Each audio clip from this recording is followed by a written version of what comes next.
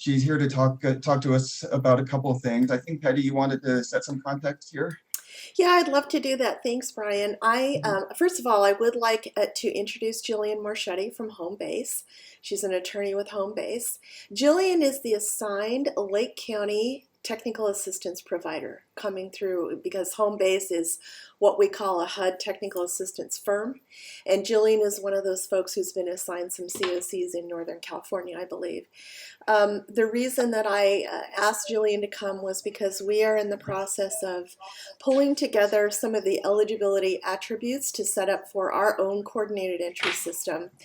And Melissa had taken a first pass at gathering eligibility, and we didn't get a lot of detail. Pastor Shannon, you excluded, thank you. You did provide a lot of detail.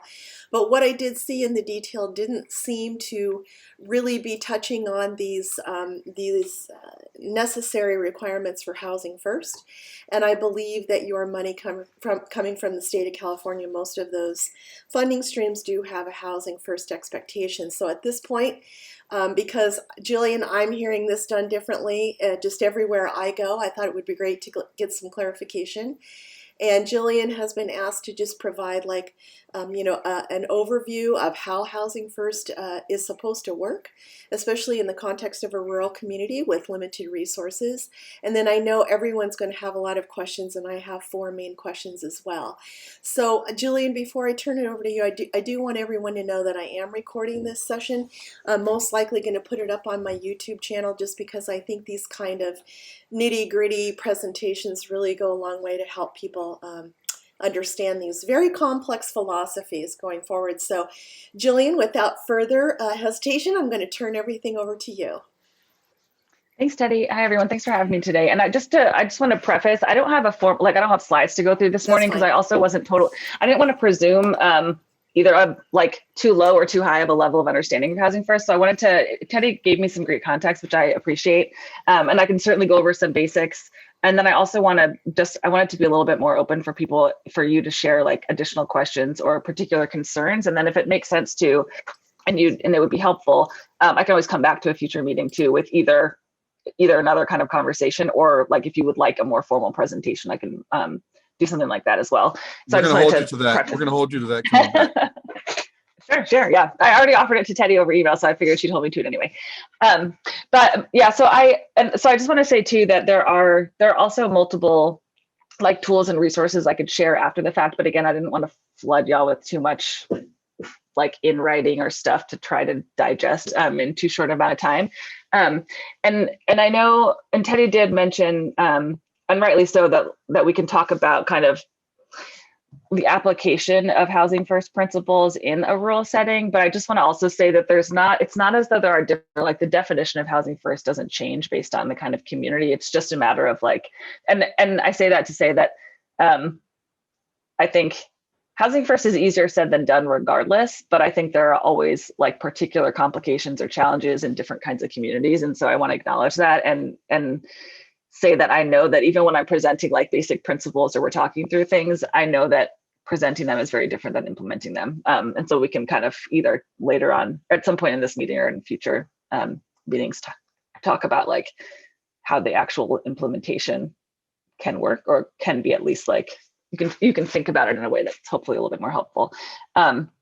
So that was a lot of preface, but basically, and again, I think some of this will be repetitious for some people, because my understanding is that you've had a couple either meetings or presentations where these basic principles have come up, and I imagine you've probably seen some of this in writing, or different of you have seen it in writing.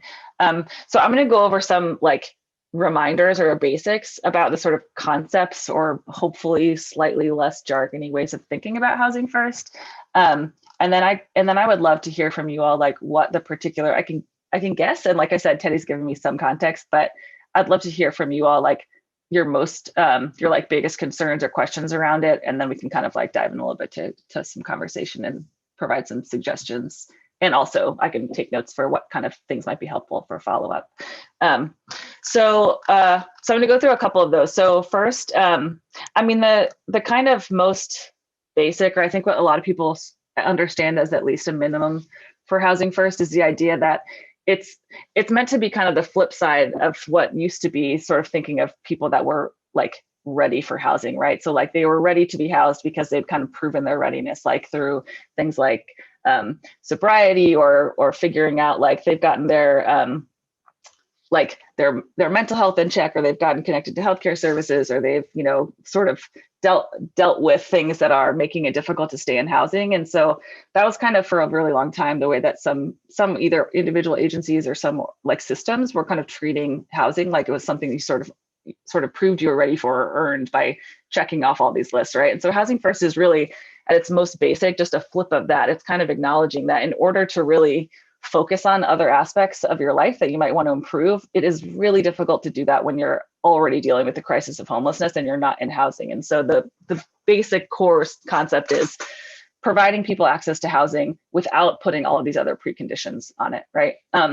So that said, as far as like diving down into a little more detail, some sort of basics are, you know, you're accepting participants into housing programs or into housing regardless of sobriety. So like, for example, alcohol and drug use without like another lease violation wouldn't be a basis for excluding someone or evicting someone. That it's at its basic, like extremely client-centered, right? So you're supporting participants in ways that meet their individual needs. So some people, it's not housing first if someone wants to enter, for example, a treatment program before they get housed, right? Like that's not, it's like client choices at center. It's about not expecting or placing restrictions on someone to move into housing. The other piece is that there are services offered to the extent you can, but they're voluntary services, right? So that folks wouldn't be evicted or kicked out of a program for not complying with their service plan, even if they worked with a caseworker to put it together. So it's meant to be, focusing on what clients want and working with them to create their sort of plan for moving forward, but then still acknowledging that like the extent to which they're participating in that is voluntary. And again, something similar, it's a bit similar to like not requiring someone to become sober, for example, before getting housed. But like you're not requiring participants to, for example, like take a class or like, again, kind of get certified is not the right word, but sort of like prove their readiness in a different way, like walking them through a checklist of you've accomplished XYZ before you're ready, for your quote unquote ready to be housed. So those are sort of some of the like basics of Housing First, hopefully in a slightly more, I think, again, meant to be without as much jargon as sometimes is part of these kind of like documents that outline the principles. So when you think about like a Housing First system and what that means, it's that all programs that are involved in the system are low barrier to no barrier, right? So that's shelter, services, housing, that you're looking to serve the most vulnerable folks in your community, right? Including those with complex service needs, although that's often challenging depending on what your resources are and your levels of supportive services you have. So I know we can talk about that a bit later. Your services throughout the system are very client focused and voluntary, and they're individualized to the full extent possible. That your programs are engaging in evidence-based practices. So things like motivational, and that folks are given the like tools they need to be able to do that, right? So that you're able to provide training to individual staff and things so that people are working with clients in a way that is based in harm reduction, that you're motivational interviewing, trauma-informed care, like other evidence-based practices that are really important when working with clients with complicated needs. And again, that client choice is foremost, right? When you're thinking about how to design things. There's also, so I know California law and what Housing First means under California law, since that's where some of this is really coming up. My understanding from Teddy is that there's some questions and maybe even rising to the level of concerns about what Housing First or California's requirement that all programs that are receiving funding are incorporating the principles of Housing First and what that means. So I can share this after because there's quite a lot of them, but there's a list of core components under California law of what Housing First, and none of it is out of line with what I've just shared, but I can provide that after the fact if it's helpful. Because I think there's a couple of different ways to think about like okay, sort of we understand, or we get the principles of housing first, but then what does that actually mean in application, and how would someone who comes into our community or like looks at an individual program or system, like would they say we're housing first or not, right? So I know that's a question that comes up a lot, and including with this group and in Lake County. So I think there are ways to think about the requirements and kind of turn them into a little bit of a checklist. And I can share some of the resources I mentioned earlier are exactly that. They are literal checklists you can kind of go through to look at both your programs and your system as a whole, to think about, like, are we doing the core components? Like, have we incorporated them to the extent that we can? So again, I don't know how useful it is for me to like list them all off right now, but I just want you to know that after this, there are some resources I can share that hopefully will help like ground it a bit. So I do have a couple, like a handful of things to think about, like to get into compliance, or to sort of like review what or to think about your programs and your system, to kind of think through like where the gaps are maybe in terms of aspects of your system that are not maybe housing first. And so I can go through those in a moment, but I also would like to open it up for a second just to like see if people have questions, or if anything I said in particular is either surprising or like rings alarm bells for you, as far as like either individual programs or the system as a whole. I do. As you are speaking about housing first principles, can you clarify that there are differences between housing voucher programs, what housing first means there, and congregate living centers, where allowing drugs and alcohol inside create an unsafe environment? So it's like, for us, as an example, we would not let somebody stay in the dorm that is actively using, but we wouldn't kick them out of the program for it. So they could still get our housing voucher, but they couldn't stay in the dorm area. So that's kind of the balance that we hold, is that, anyone that qualifies for the program, we can give them a housing voucher. If they can find a place, we'll pay, for them to get into that housing. But we also have to provide a safe environment for the people that are in the congregate living area. I can speak to that. Thanks. I think the last thing you said is, I think, the most instructive, that you're trying to maintain a safe environment for folks in a congregate setting. So I think the distinction that's sometimes helpful to think about is that it's less about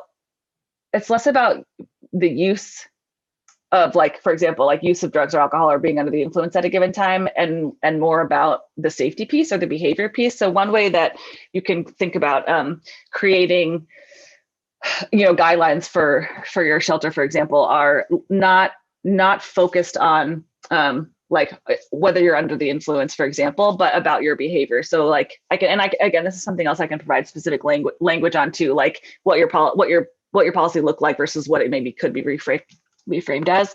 And I think a lot of that is just switching it to behavior. So kind of, if you're engaging in behaviors that are disruptive or unsafe to other folks, like you may be asked to leave, right? Whereas just because someone is drunk, for example, doesn't necessarily mean that their behavior is going to affect others, or that they're going to be unsafe to be in the shelter, if that makes sense. Yeah, except for that, so I think that's one way to think about it. Yeah. But I would argue that, because we have people that are actively working on their sobriety. So if their roommate comes in drunk, that is in fact unsafe for them. All of our rules are based on behavior, and we have a safe room that somebody could stay in if they were drunk. So it's not like they just get kicked out of the program. They would not. Because it is about those behaviors. They could stay in the safe room, they could sober up out there.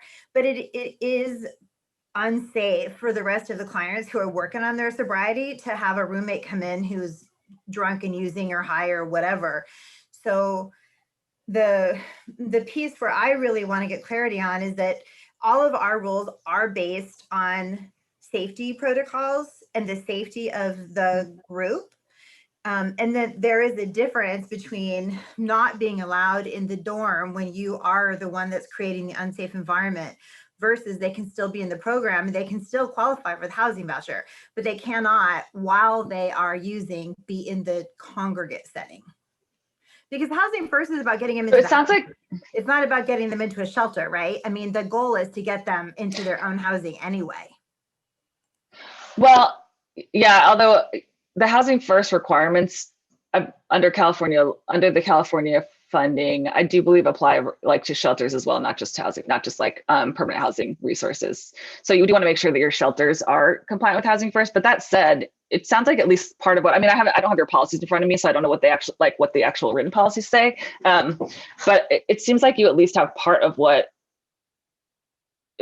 at least part of it is there. Like you have maybe a separate space. So you bringing up the folks who are trying to maintain sobriety, it's difficult, right? Or like really challenging, or could be unsafe for them if someone comes in who's actively using. So some of the suggestions for how to kind of like be Housing First, but also protect the safety of folks in the setting is some of what I think you were talking about, which is having like distinct spaces, so you can have a like sober area for folks who can't really be around people who are actively using. And the other thing is you can have, like, as part of your behavior guidelines, you can have a rule like you can't use while on site, like you can't drink or like you can't use in the shelter, which is a distinction, and it wouldn't address all your concerns, but is a distinction between like coming into the shelter already under the influence, right? Like that is a distinction that's behavior based.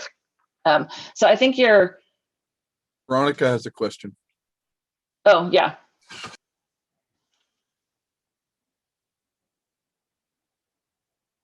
Sorry, I had to unmute. And my mouse was being difficult. We've had some of these experiences over here in Mendocino County. I think maybe we're a couple steps ahead. So I wanted to share that one of our local shelters in Fort Bragg, they operate they require sobriety. They are not a Housing First shelter. They don't accept any state or federal funding for it.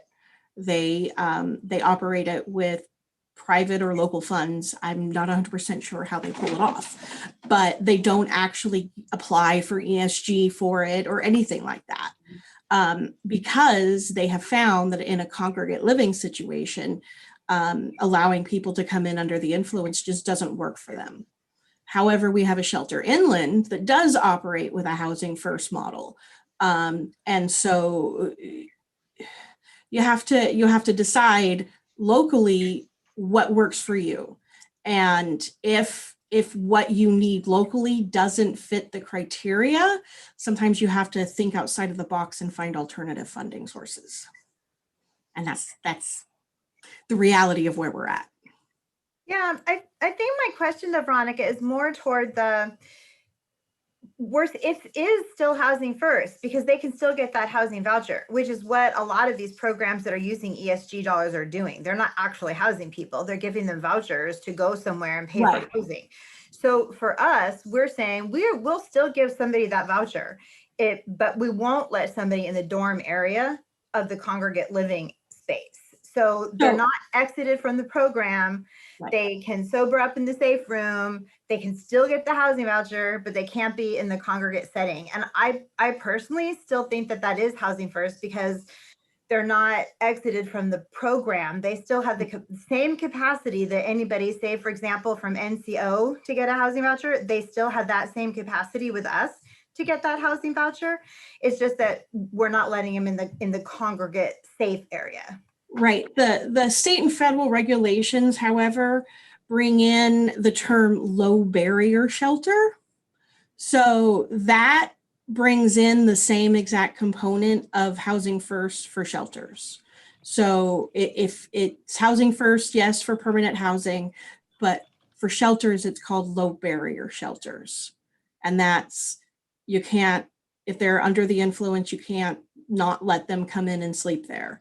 If they're actively using, and it's criminal behavior, you can't use in a public setting. So that's a crime. So that's behavior. So you can call the police and have them removed or ask them to leave, whatever you choose. But just because they're under the influence doesn't mean that you can't let them in under the state regulations. Thanks, Veronica. Yeah, I think the term Housing First can be a little bit confusing if you're focused too much on the housing. So I think if you think more about like that concept and the principles underlying it, and that needs to be applied to individual programs too. So, and there are particular resources that are again, I know I mentioned checklists a lot just because I personally find them useful, but there are like checklists and other kinds of resources of like ways to think about setting up or like incorporating housing first principles into different types of programs. So like including shelters as distinct from like permanent housing. So I can connect you to that like kind of variety of resources that are helpful to kind of more specifically conceptualize what it looks like in a congregate shelter setting, which is obviously, like to your point, Shannon, like distinct from a housing voucher program, Well, but still the principles are. Robin has a question. Okay, thanks, Chris. I'm glad you're paying attention to that because I haven't been noticing. I will. I'll make sure it happens. Thank you. Yeah. Chris. So follow-up question on the same topic. When we talk about shared housing, oftentimes we cannot have somebody using in a shared housing situation for a variety of reasons. So again, like Pastor Shannon is saying, that wouldn't exclude them from our program, but that might exclude them from that housing opportunity. And 9 times out of 10, the person that we're putting in shared housing can only afford that opportunity because they can't afford to live on their own. So that's a little bit more complicated, but very similar to what Pastor Shannon is saying. I'm not going to exit them from my program, but they're going to lose that housing opportunity. And one of our program rules is that if you deny a housing opportunity that we offer you, that's a reason to be terminated from our program. So how do we navigate that one? Because I can't put somebody who is using into a house with people who might be working on their addictions. So yeah, Robin, that's a good. So there's definitely a distinction between like looking at like entry into a program, for example, versus a very particular housing opportunity. So like if you're talking about like, I don't know, I mean, shared housing can use different things, but if you're talking about like a roommate situation where there's 2 people, right, sharing a space, there are still other factors that go into matching somebody with an appropriate unit or an appropriate resource, right? And so like, it doesn't make, so a big part of shared housing is like looking at compatibility of the folks who are sharing housing for both people's sake, right? So you're not going to necessarily you also don't want to like force someone into a situation where one or both of them are not going to be successful. I think, so I don't think like recognizing that a very particular unit, for example, is not the right place for somebody depending on their needs is being client-centered in a way. But what I would push back a little bit on is just suggest that you look at more carefully is the policy around rejected housing opportunities, and making sure that like the opportunities being offered are realistic.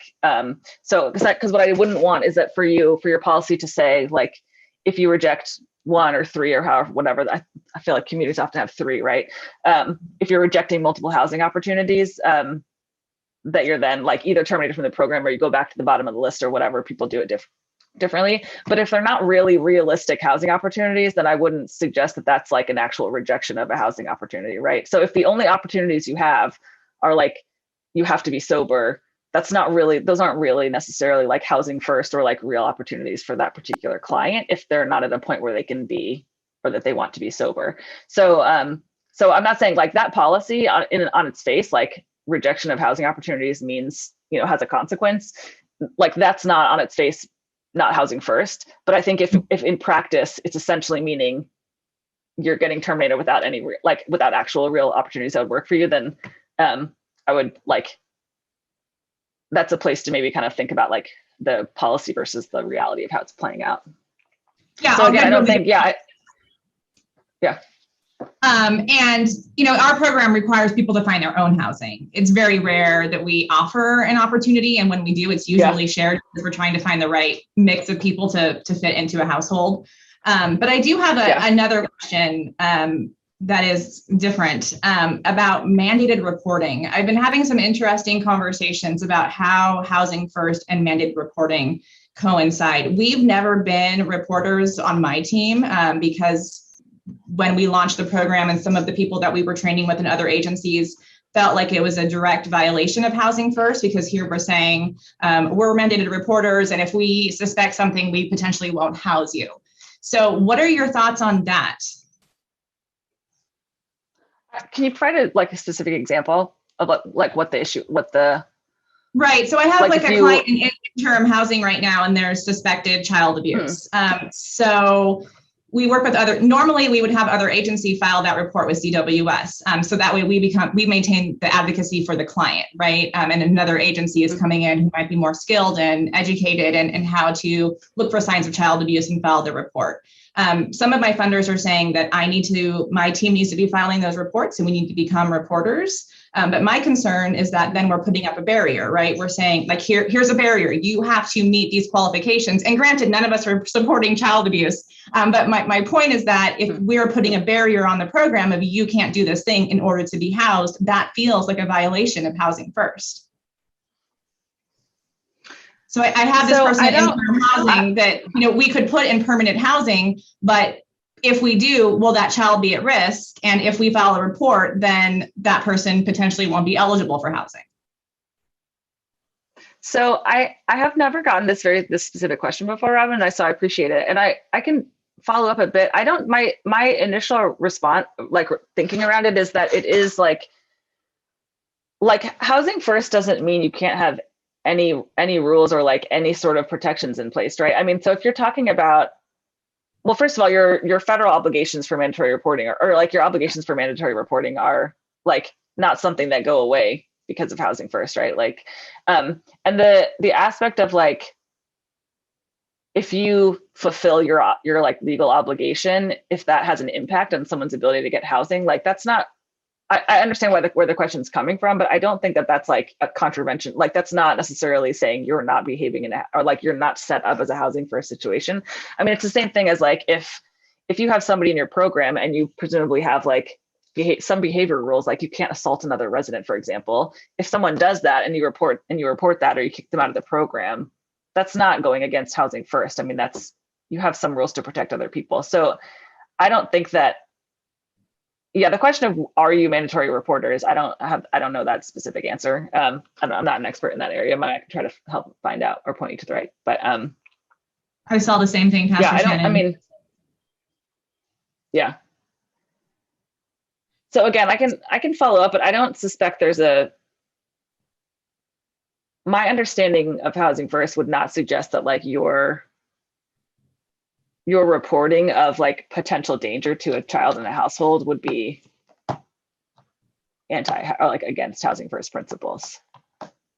Right. So, I mean, thanks, Veronica. And to be clear, the report gets made. We just have a partner agency make it. We don't make it ourselves. So Shannon was correct. The heart of my question is, are we required to be mandated reporters? And if we are, is that any type of violation with Housing First principles? Yeah, I don't. So I can't answer the question of whether you. Yeah, I can't answer the question of whether you are mandated reporters, but I think if you are, then that's a legal obligation you have, and I don't think that would be a violation of Housing First principles. Here in Mendocino County, housing service providers we do consider them mandated reporters because they're in a position of authority. It's been a really long time since I've done that training. But I remember that we did consider them both adult and child mandated reporters. And it's not a violation of Housing First because we're not kicking them out because of their behavior. We're informing someone in authority that someone's in danger. And so would you make a report if your client was in danger? Of course. So if they present a danger to someone else, my opinion is you need to report it. Yeah, that's a good way of framing it, Veronica. I think that's helpful, an additional layer. Yeah. Yeah, Teddy. Mm-hmm.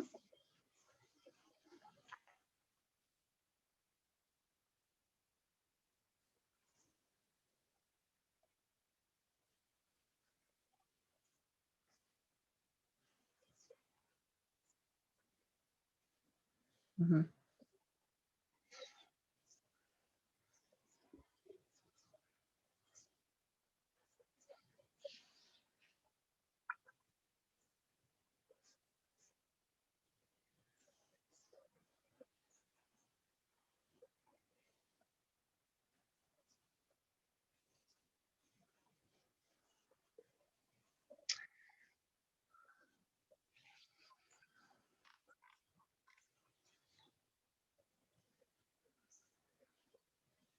Mhm.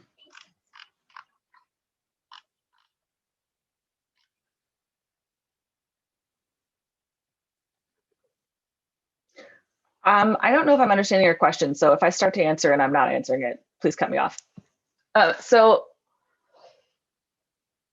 like, looking at what particular, I mean, I'll just say the simplest thing as far as like understanding or in terms of like thinking about your system overall, your homeless response system, coordinated entry, or like, and things that are not technically like emergency shelter if you don't have that through coordinated entry still. I mean, it's not easier, obviously, at a program to program level. Our programs would disagree with me, right? If I say it's easier to think of it as just if you are working towards a housing first system, then to the full extent possible, every program that's part of the system and the system as a whole should be trying to incorporate housing first principles. That's like the most simple way to think about it, right? And arguably the like best for your clients in the system as a whole. That said, every individual program that is not currently fully housing first would probably say like, yeah, simple is not the same thing as easy, and it's not the same thing as practical. So I acknowledge that. But as far as like the requirements, I think, I think that any California state California funding that is related to homelessness, if you are a program that is receiving that funding, that housing first requirement comes with it. So I don't know if that's, I thought that's where you were going when you started that question, Teddy. So if that wasn't actually your question, and I can like, okay.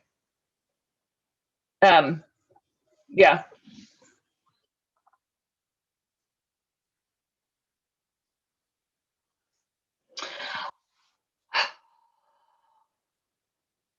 I think that you're right, but although I should be able to say definitively one way or the other in this moment, for some reason my brain is not letting me do that. So let me get back to you on that. But I think that that's true too. What that means might look. I mean, like you're participating in coordinated entry doesn't necessarily mean that like if you're in an emergency shelter, for example, participating in coordinated entry doesn't necessarily mean that like you have to only accept people into the shelter based on like a prioritization scheme that's part of coordinated entry. You know what I mean? So like participation can look a little different for different programs. So let me get back to you with some more specifics if that's a question. Okay.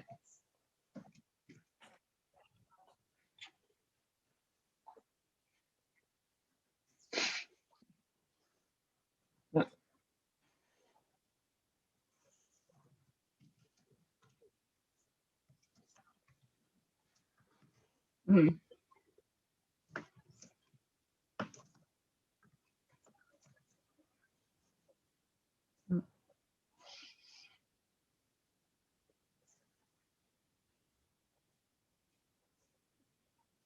Mm-hmm.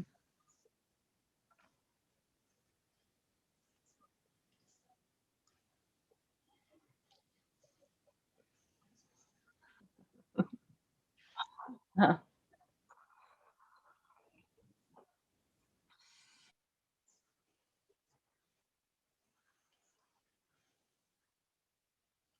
Yeah. I mean, yeah, and I note taken. I'm sure the state. I'm not saying they'll listen or incorporate any feedback I send up Yeah. in that specific detail. But that said, that kind of is similar to what I was saying before. Like, and again, with the caveat that I understand, like implementing the most housing first requirements, like across the board, is not easier in some ways, but it is simpler in some. So if you're trying to navigate like which requirements apply to which, and like some aren't as stringent and some are, like arguably, I mean, this is like the IKEA model of complying with environmental regulations around the world, right? They're just like the EU's are the strictest. We're just going to comply with those regardless because we don't want to have to figure out logistically like how to do it otherwise. So that's, I mean, like, so one way to think about it is as a system, it is simpler to wrap your head around and to like monitor and like evaluate how you're doing if you're picking like this is the core components that will satisfy all the requirements and we're going to apply them across the board. Okay. So Brian has a question, Gillian. Yeah. Right. I have a couple of things. First of all, my reading of the code of the 8255, it looked like there was an exclusion for emergency shelters there. Yeah. For the housing first or the coordinated entry requirement? For housing first. Are you familiar with that? Is that something we can kind of discuss? Because Elijah House, our main thing is right now is an emergency shelter, so obviously this is very important to me. Brian, can you say the exact code again? 8255, the one you quoted here. There is something about projects funded for emergency shelter purposes. Yeah, let me, I don't want to give you the wrong, like very specific details, but let me get back to you on the, like the distinctions between what the California rules like require. Cause yes. I think often for the reasons that I was just like saying, the sort of like, if you have the same rule across, it's easier to kind of monitor. A lot of the like guidance around housing first tends to be kind of from that lens. So let me double check that specific and I'll get back to you on that one.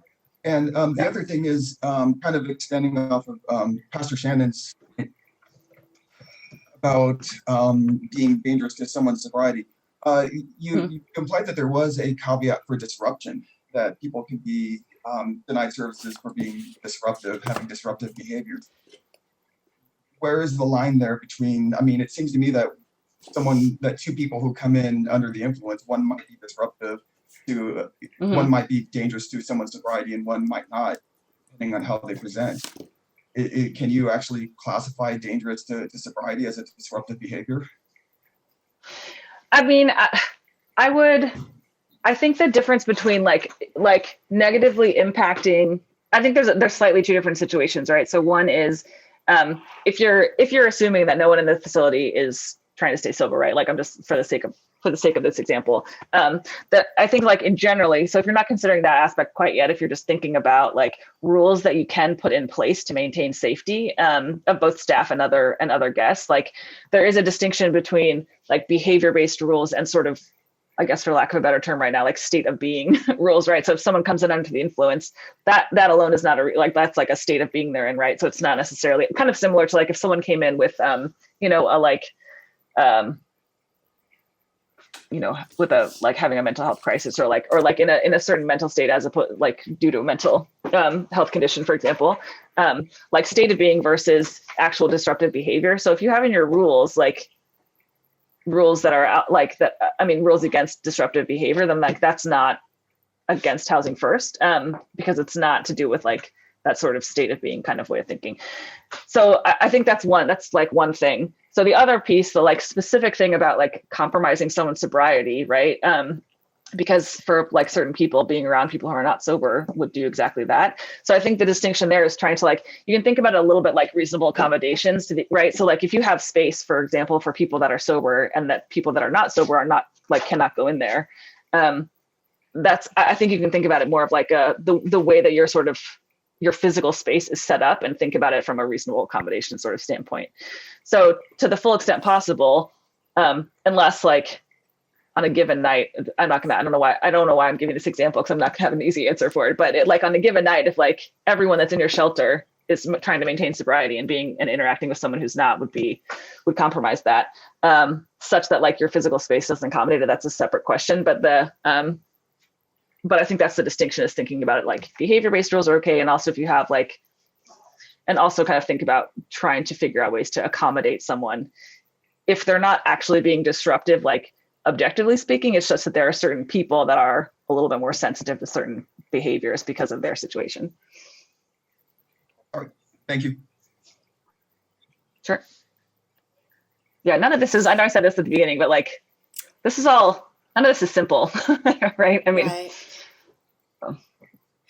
Right. Ask one last question. And they're sure. Just a quick question about, so I think I have a good understanding of not having requirements when they, come into the program and we, initially house them. But what about ongoing requirements? So like we require a step up, right? So we ask clients to pay a percentage of their rent every month for so many months until they're on their own. They have to show up to monthly case management meetings. They have to obviously not break their lease, but they also can't be disruptive to other tenants, things like that. Are there any concerns from your perspective about ongoing requirements to stay housed? So you're a rapid rehousing program? Yeah. I think so. The thing that jumped out at me from what you said. So if someone has agreed, like in their like lease, for example, their rental agreement, like they're going to pay a certain amount of rent, like lease, like you can, if someone violates their lease, they might be in danger of being evicted from that property, right? Like anyone out in the community that has a lease. So like non-payment of rent at the agreed upon amount, that's not like an issue of Housing First, nor is like if you're violating your lease for other behavior, like if you're being disruptive or you're, with other tenants, for example, that's often something that's in a lease, right? Mandatory case management would like, so basically if you think about it more like if you're, I'm sorry. Sorry. I think I have a delay. I'm sorry. These requirements are in the lease. It's a separate, so we're not on the lease. That's between tenant and landlord. So this is a separate agreement that we have the client fill out on intake that you will pay 20% of your rent, starting in X month and 40% in month 2 and et cetera, et cetera. So yeah, I think are different. These are like program contracts that the clients are signing. Yeah, I think the rent payment doesn't raise flags for me. The conditions that are more like about like required participation or like engagement. So like rapid housing programs are required, right, to like offer essentially case management at least once a month, but requiring like putting a participant in danger of being kicked out because they're not engaging with case management once a month, that would be something that I would look at, because that would be something that's against the ideas of Housing First. So like the requirement to pay rent and like wouldn't, but I would look at, but like required participation in case management, just like required participation in other services, like just like if you required someone to like attend classes or to attend like a treatment program, for example, would be outside of the scope of Housing First. I mean, we do say that it can be a phone call, but there has to be some kind of monthly check-in. And, some of the concerns like from my agency, not me per se, but like I work for a $22 million agency, right? So we've got our own sort of like review process to be paying rent on somebody and putting out money where there's no contact with the client, potentially, if we don't require a monthly check-in, is like really concerning for my agency. So we give them 3 times. It has to be, at least a monthly check-in. There's some other things, like if their phone number changes and they don't tell us, that could be, and this would be ongoing and multiple violations, but I'm kind of like stuck because here I work for this agency that's like, you have to require these things. And then Housing First kind of doesn't always align with those things. Yeah, I think, again, I know it's not as simple as saying back to your agency leadership, like, well, we can't do this anymore. But if you are, but under Housing First, like that's true. So I think like, but I know that's like simpler to say than do. So I think like some ways to think about, and this is the kind of thing where like, when I mentioned earlier, there's kind of some ways to think about like examining and I'm not talking to you specifically, Robin, but just like in general, examining different program, like eligibility and also ongoing, requirements to eliminate any like unnecessary rules or requirements, right? So I hear what you're saying that like I understand. And I think like, it's not a matter of not understanding like where that's coming from, like where that sort of requirement is coming from, because engagement is important for like continued progress. But I think the difference between like continuing to actively attempt to engage with a client is different than requiring that they do in a certain way. And if they don't do it in that certain way, that they're in jeopardy of being terminated from the program, are slightly different. So I don't like, there's no restriction against like continuing to follow up with a client and like trying to really like engage with a client in a way that is meaningful to them and is like useful to them, and trying to understand like, I mean, it all goes back to the sort of individualized, like client-centered approach, right? That certain ways of engaging are going to work for some and others. And some are just going to take longer too, to get to the point where they're engaging in a way that like you or and again, not you, Robin, but like you that's working with them, like feels is the right way to do it. And so I think the distinction is like, if you boil down to the actual reasons behind that requirement, it is likely meant to be beneficial to the client, right? Because you think that like this particular way of engaging is more likely to lead to their successful retention of housing, right?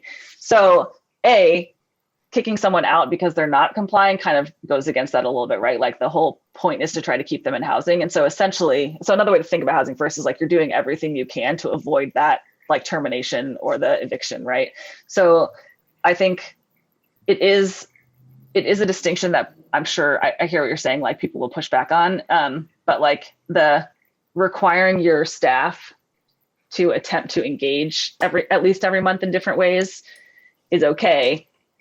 Like requiring there are particular ways for a client to engage and like participate in that engagement or else be like kicked out is where the issue comes in.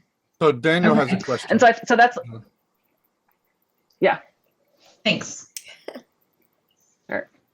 Yeah, I just wanted to kind of touch on Robin's question from a housing standpoint. We manage multiple affordable housing communities and multiple under MSHA, and we're developing some under No Place Like Home, which has a housing first requirement, is that we really focus on trying to extend whatever the benefits are. Like if we were to give 2 or 3 of these violations for a normal resident, we would maybe give 4 or 5. And, you know, the engagement, I can understand from Robin's organization concern is concerning for landlords as well, but we really focus on the results of the behavior of no engagement, right? And try to, and not limit their, require, because when we fund under tax credits, we can't require they attend programs. We can only require that they behave in a certain manner. So we really focus on that. And then when it comes down to them not paying their rent, that's a completely separate legal issue that we haven't run into an issue with housing first violations on, but we really try to, and if somebody does come to eviction, we try to find them a higher level of care, right? We try not to get them with an eviction on the record, because that leaves them 7 years pretty much unhousable, unless they go back into another housing first program. So it's really the focus on the behavior, even if they're not getting the counseling in the means that the agencies deem they need the counseling, because we've seen them where they work, and we've seen them where they work getting counseling in different ways. And it's really unique to the person, but really focusing on the behavior and the ability to pay whatever the rent is in the lease, and not necessarily on the fact that they're not engaging. Because we have some residents that just don't engage, but pay their rent and stay in their room and be out of the way. And we have others that engage and then they're still disruptive. So got it. Teddy, you have a question? I have a couple. Sorry, Gillian. And we probably will go over by about 10 minutes. I'm just going to say, because I'd hate to cut this off if folks have the opportunity to stay. But one of my questions comes with, I had sent you the really basic flow chart for Lake County's coordinated entry system, Gillian. And we want to insert, and I guess where I'm seeing the distinction comes about this recovery, inserting this recovery model is, if I suppose that what I'm hearing here today is that this needs to be presented as an option to the client for the client to select. And as long as it's framed that way, they're good to go, rather than them somebody showing up at a shelter and somebody saying to them, you need to go to recovery first. Is that the distinction? Because we want to offer that option, and maybe it needs to be very well messaged to the client about what that would actually entail, but we can keep that in the flow of coordinated entry based on that. Is that accurate? Am I seeing that? Yeah, if it's voluntary, yeah, absolutely. Okay. All right, great. Perfect. Yeah, I think, I think it's similar to like it being perfectly fine. I think one concern that people have, for example, when they talk about housing first, especially if it's newer to the community, is like some people I think they worry that that means it strips away options from people that want to like go into treatment or like want to be sober. So there's no like, your system can have sober living facilities. Do you know what I mean? Because as long as it's not a requirement for folks. So people that like the point is to try to customize what's available for people that meets their individual needs. So yeah, absolutely. If it's voluntary, if it's an option. Okay, for sure. Great. And so we'll make sure that we get that language very clear and unified, standardized as part of the CES access point process. And then my other question is, Chris Pitcher had mentioned to me that there would be kind of an expectation going forward that the very most challenging people to house do go into rapid rehousing at a certain percentage rate. So we're talking chronically homeless folks, we're talking, the complex problems like you're talking about. And is that your understanding as well, is that in the past, we've always, or at least I've always, when we started doing VI spadating things in my county back in the day, that score basically mapped to where that person was going. And I've still seen that in other folks' policy. But now we're saying, what Chris is saying is, if rapid rehousing is what you have, then we still want to see a good number of the most vulnerable folks placed in that program type. Is that your understanding, Gillian? Yeah, it's kind of, Yeah, that's come up a lot, and you're absolutely right that a lot of communities do, especially those that are still using the VS for that, do like a score range matches to a certain type of resource. But what has been happening as a result is that, like to your point, Teddy, there's not enough permanent supportive housing to match with the folks that like score in that range, right? And that's true literally everywhere, even places that have a lot, right? There's still so what is happening and what like HUD, for example. So HUD has been encouraging this phrase that maybe some of you have heard, dynamic system management or dynamic prioritization. And I can share a webinar if you would find it helpful, but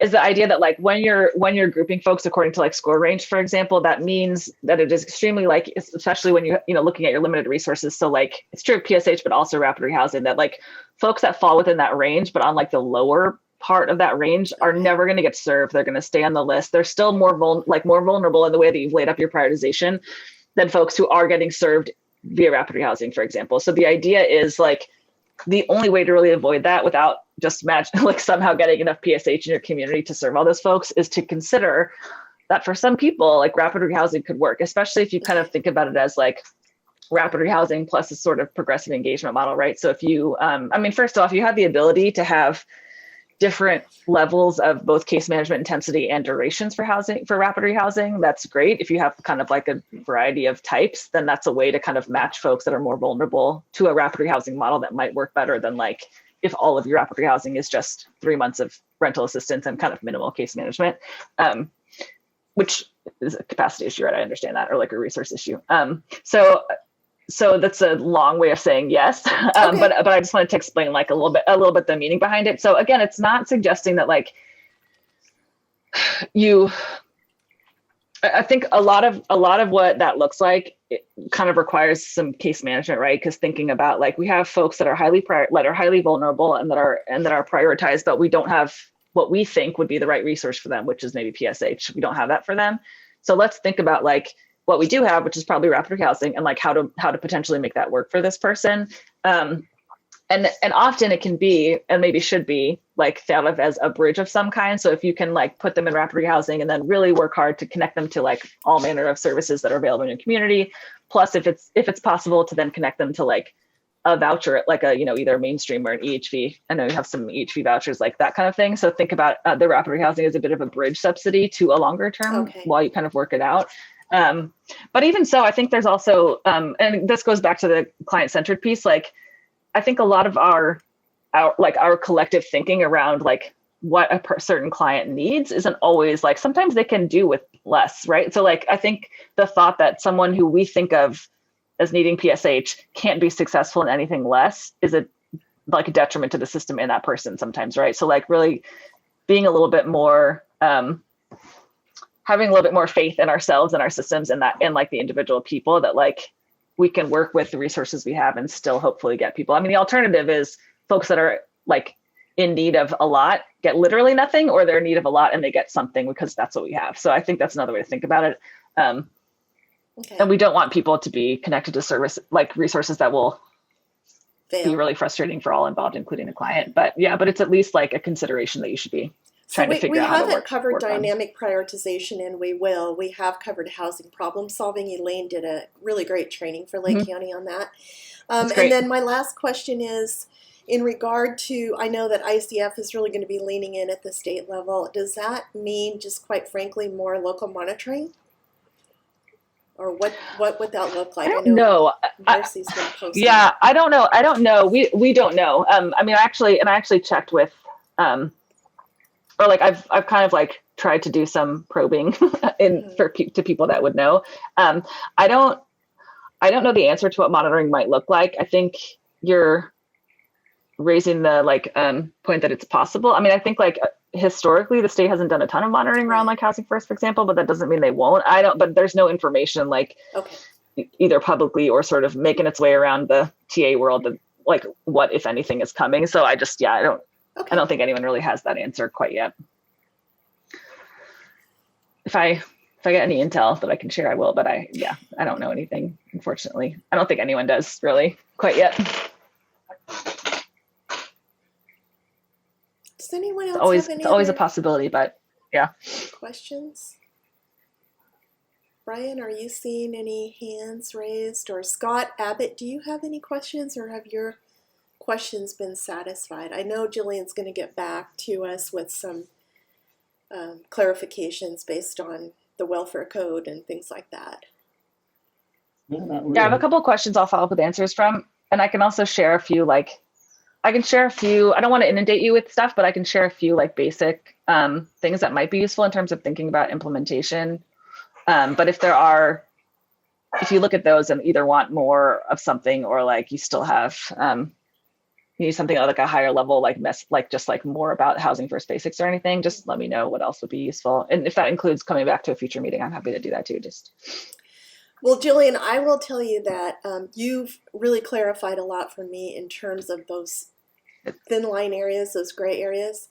And I'm committed to making the policy development around coordinated entry specifically for Lake County be very clear in these areas. So I appreciate the clarification, and I'm sure, we'll be leaning on you again.